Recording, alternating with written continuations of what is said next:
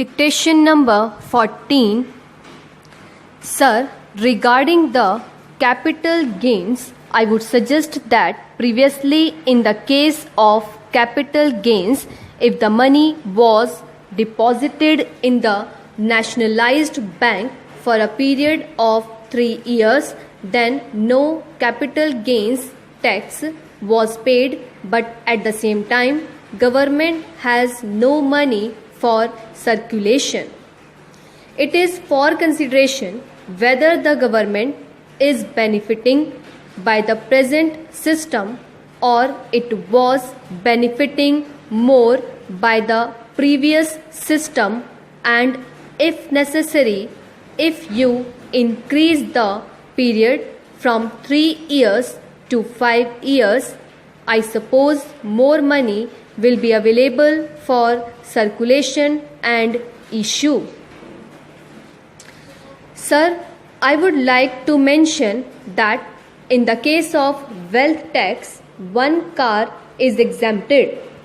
Now, the value of the car is around rupees 75,000, I suppose.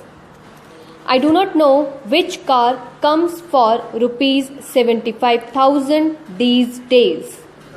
The minimum price of car in India is about rupees 2 lakh, and if I am correct, then this must be looked into and we must adopt a realistic approach. I now come, sir, to the Ministry of Health.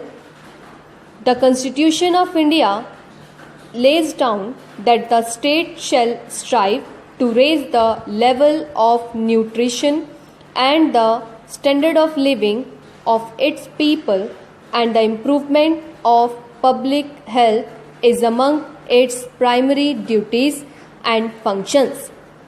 Now, can we really honestly say that this is being done? What is the position today in our hospitals? There are strikes every day. There is go slow every day. Then there is the shortage of medicines. There is the shortage of beds, and there is the shortage of hospitals.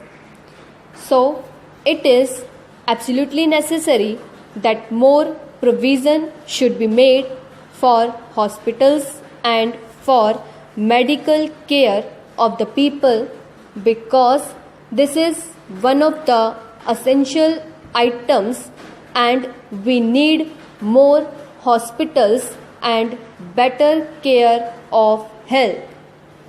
Sir, the Ministry of Home Affairs allocations are quite generous. The well-being of our people should be there. The people, particularly the minorities and the scheduled castes and scheduled tribes, have a feeling of uneasiness, and that feeling of uneasiness has to be removed by improving the law and order situation. There has been a long-standing demand for a paramilitary force. I do not understand why there is delay in having a mixed type of paramilitary force, because this will restore the confidence of the weaker sections of the people. Sir, similarly, I would like to point out that the Minorities Commission has been appointed, but what is its function? It is only an advisory body. Nobody cares for its report. Nobody cares for its suggestions, and therefore this Minorities Commission should be given statutory power, or otherwise it should be abolished, because I feel that whatever expenditure we are incurring now on this Minorities Commission is waste, because they are not doing any useful work. And it is no fault of theirs because we have not equipped them, we have not given them adequate powers, we have not provided them necessary facilities to do their work, not only at the center but even in the states. This is a matter for the Home Ministry to consider. Sir, another commission that has been appointed is the Subordinate Services Commission. This commission consists of only 2 people, chairman and a member. Why cannot we have 3 or 4 members? This commission is like the UPSC. If they have to perform their task of recruitment, they have to be provided facilities. The commission should be exempted and provided with 1 or 2 more members. This shall enable greater amount of clarity in understanding among the members. No doubt, the Finance Minister has been very liberal comparatively this time. But it is still not enough. Adequate funds have not been provided for essential services for the capital.